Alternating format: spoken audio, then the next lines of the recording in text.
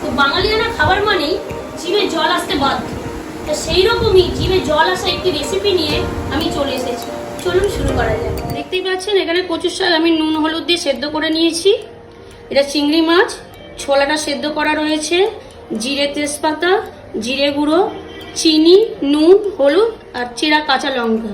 চলো এবারে আমরা এটা শুরু করি। কড়াইটার মধ্যে আমি তেলটা দিয়ে দিলাম।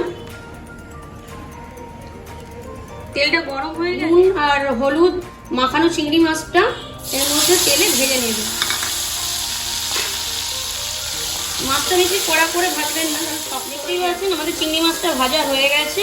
এবার এই চিংড়ি মাছটা আমরা তুলে রাখলাম। এবার এই তেলের মধ্যে তেজপাতা আর গোটা জিরে ফোড়ন দিয়ে দিলাম। এটা যখন একটু কালো কালো হয়ে আসবে, দেখতেই পাচ্ছেন জিরেটা তেজপাতাটা পোড়া পোড়া হয়ে গেছে। এবার আমরা এই কচুর শাকটা এর মধ্যে ঢেলে দেবো।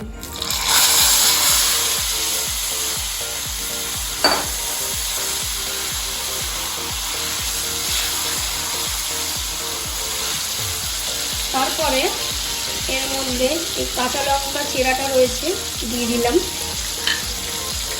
যেহেতু আমরা আগে কচুর শাকে নুন দিয়েছি, সেই জন্য বুঝে আপনি পরিমাণ মতো নুনটা দেবেন। হলুদ,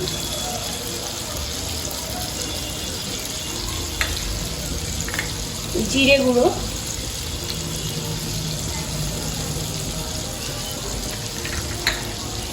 এই ছোলাটা সেদ্ধ করা এটা দিয়ে দিলাম। দিয়ে এবারে ভালো করে এটাকে নাড়তে হবে।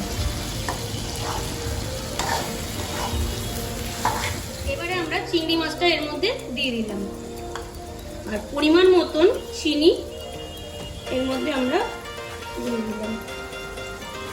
এটাকে ভালো করে নেড়ে দিতে হবে। দেখতেই পাচ্ছেন আমাদের কচুর শাক রেডি হয়ে গেছে। এবারে এটাকে আমরা প্লেটে ঢেলে পরিবেশন করব।